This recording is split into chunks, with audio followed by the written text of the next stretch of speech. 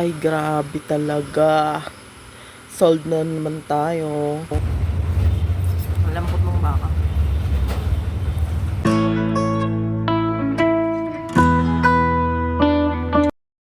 Hello mga friendly, na-miss nyo ba ako? Ako din, na-miss ko kayo. So ito, ngayong araw nga ako'y nanginginig na sa gutom. Wala kaninang umaga pa ako hindi kumakain, kaya tara samahan nyo kong pumunta sa karendarya.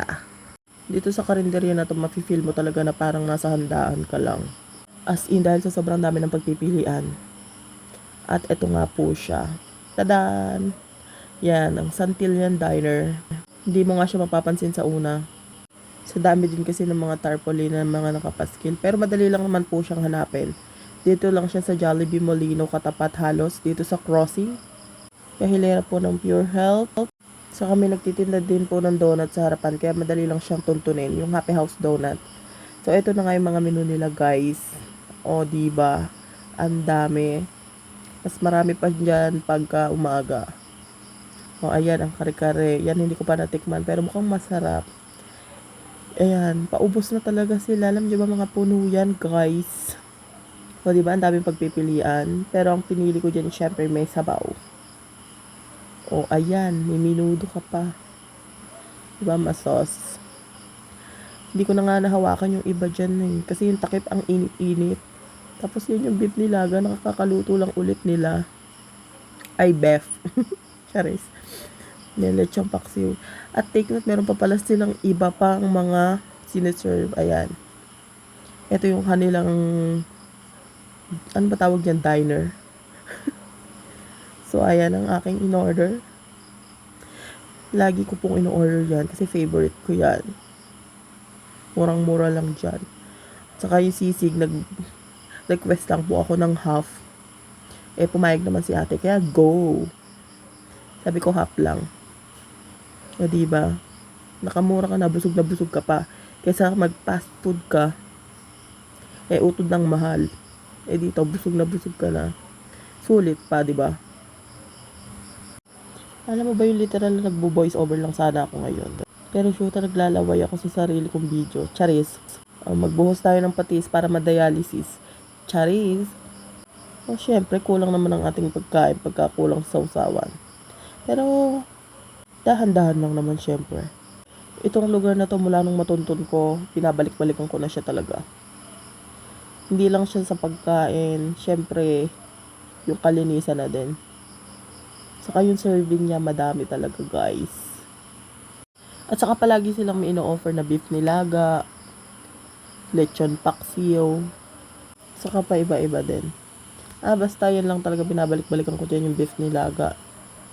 Ngayon lang ako nagdagdag ng sisig kasi curious talaga ako. Pero, hindi ka naman talaga magsisisi dahil kahit konti lang yan, half lang yan. Sulit na sulit din naman talaga. Kasi ang dami din naman ng serving na binigay ni ate. Saka kahit naman noon pa, consistent pa din yung pagbibigay nila ng serving. As in, madami siya. Hindi siya tinipid. Pati yung rice niya, mabubusog ka talaga. Yung karinderya na ginawa mong mang inasal dahil napa-extra rice ka talaga. Sarap kasi ng ulam nila guys. Saka may Facebook page din sila, pakihanap na lang. Nakaprint dun sa tarpaulin. Eh, tinatamad ako mag-flex eh. Di kayo na maghanap, kayo na mag-adjust. Sinabi ko na nga yung lugar eh. Basta bala kayo dyan, kakain lang ako dito. Kaya kung naghahanap kayo ng sulit, madami yung serving, malinis, saka yung tipong lahat ng hinahanap mo eh, nando na.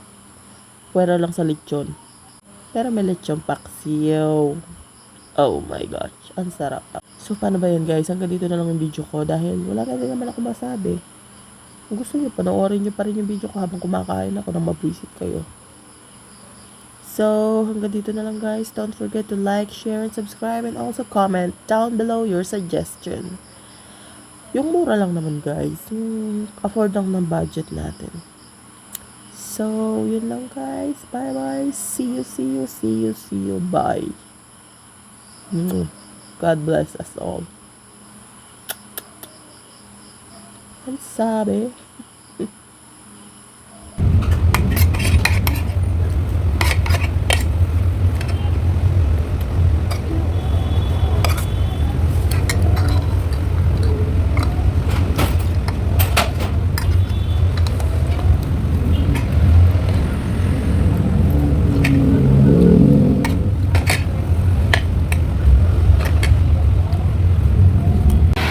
na busog na ako. Hindi pa ako naganginig sa gutom, hindi ako kakain. Well, worth it naman for its price na 140. Natikman ko yung dalawang serving.